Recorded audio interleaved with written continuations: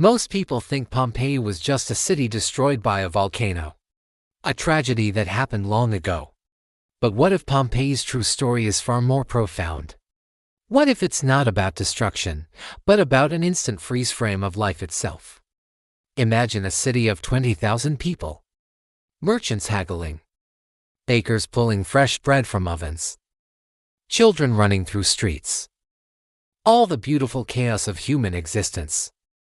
And then, in a geological blink, it's gone. Not just destroyed, but preserved. Frozen at the exact moment everything changed. On August 24, 79 AD, the people of Pompeii woke up to what seemed like an ordinary day. By sunset, their entire world had vanished beneath volcanic ash. This story is about the fragility of everything we take for granted. About how quickly normalcy can become catastrophe. And about the impermanence that defines every moment of our existence. August 24, 79 AD. The sun rises over the Bay of Naples, painting Mount Vesuvius in golden light. The mountain, covered in vineyards, has been part of the landscape forever. Beautiful, harmless. Aulus, a baker, is already kneading dough. The smell of fresh bread drifts through his open door on the Via dell'Abbondanza. In the Forum, merchants set up stalls for fish, wine, and olive oil. A young girl named Prima is being woken by her mother, a scene from every era. The small moments that make up a life. But something was off that morning. Dogs were restless. Birds behaved strangely. Small earthquakes had been happening for days. 17 years earlier, a major quake had damaged the city. They'd rebuilt. These new tremors seemed like nothing. No one connected the dots. Vesuvius had been dormant for centuries. The very word volcano didn't even exist yet. By mid-morning, Pompeii thrived. At the Thermopolium, workers served hot meals. Archaeologists would later find food still in the storage jars: chickpeas, fish, goat stew. People did what you might do today, eating breakfast, getting ready for work, worrying about money, planning dinner. Living. They were just people, living their lives, with no idea history was about to make them. Around 1 p.m., the mountain exploded. The sound was a roar from the earth itself. A massive column of ash and pumice shot 15 miles into the sky, turning day into night. Pliny the Younger, watching from across the bay, described the cloud as looking like an umbrella pine tree. In Pompeii, confusion turned to panic. Pumice stones began raining down, small at first, then larger, collapsing roofs under their weight. The sky went black. A choking darkness filled with ash. Now came the impossible choices. Stay in your home, seeking shelter. Or flee into the chaos outside. Grab your valuables. Or run with nothing.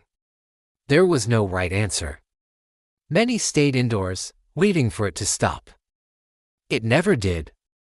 Others fled toward the gates, but the streets were packed with screaming, panicked crowds. Aulus the baker tried to wait it out. His skeleton would be found in his bakery, along with 81 carbonized loaves still in the oven. His last batch. Preserved for nearly 2,000 years. For those who survived the initial hours, there was a glimmer of hope. Maybe the worst was over. They were wrong. Around midnight, something far worse descended: pyroclastic flows.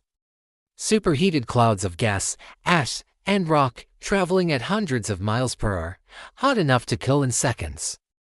There was no outrunning it. No hiding. The first flow reached Pompeii in minutes.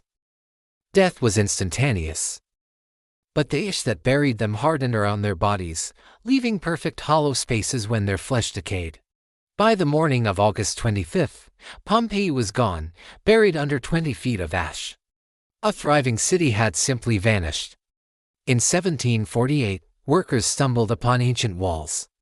They'd found Pompeii. What they discovered was unprecedented. Not just ruins, but a time capsule.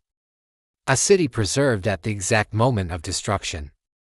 A single day frozen August 24, 79 AD. In 1863, archaeologist Giuseppe Fiorelli realized those hollow spaces in the ash were where bodies had been. He injected liquid plaster into the voids. What emerged was heartbreaking. The casts showed people in their final moments. A man crouching, arms raised to protect his head. A mother clutching her child. A dog twisting in agony, still chained to a post.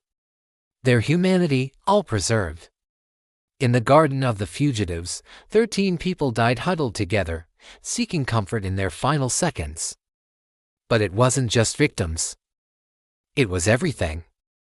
Loaves of bread, still bearing the baker's stamp. Graffiti on walls, Marcus loves Spendusa, Successus was here. The social media of ancient Rome, frozen mid-post. Dice frozen mid-game. Food on tables. Money in cash boxes.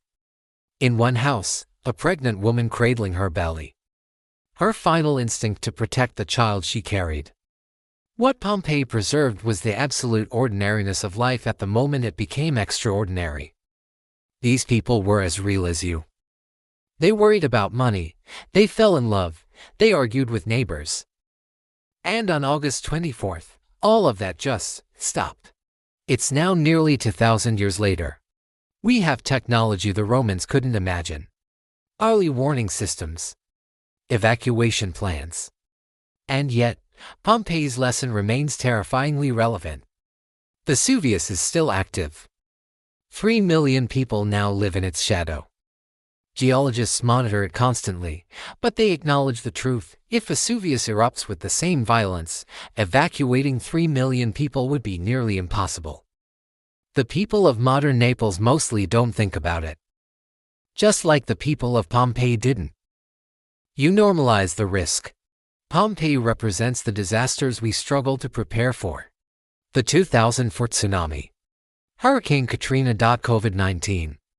Each time, people say, we never thought it could happen here, but Pompeii teaches us that it can happen here is exactly what every victim believed right up until it happened. This isn't about living in fear. It's about acknowledging fragility. The stability we perceive is, in many ways, an illusion. The people of Pompeii were planning futures that would never come. They were invested in concerns that would become meaningless within hours. On August 23rd, these things mattered. On August 25th, they were buried under ash. Everything changes. But here's the paradox, recognizing impermanence doesn't make life meaningless. It makes it precious. That bread Aulus was making. It mattered. The love Prima's mother showed her. It mattered. The conversations, the games, the meals. They all mattered. Not despite their impermanence, but because of it. When you understand nothing lasts, every moment becomes irreplaceable. Every sunrise is unique. Every ordinary day is a gift you'll never get back. The people of Pompeii didn't know their last day was their last day. None of us do. This morning, you woke up. Maybe you hit snooze. Maybe you checked your phone. An ordinary morning. An ordinary day. Just like August 24th, 79 AD, started for Pompeii. Most of our lives are ordinary days. And that's beautiful. The mundane rhythms of existence, the small moments that form a life. But Pompeii reminds us, any ordinary day could be the day everything changes. So what do we do with this knowledge? We could live in constant anxiety. But that's not living. Or we could do what the people of Pompeii did, live fully. Bake bread. Fall in love.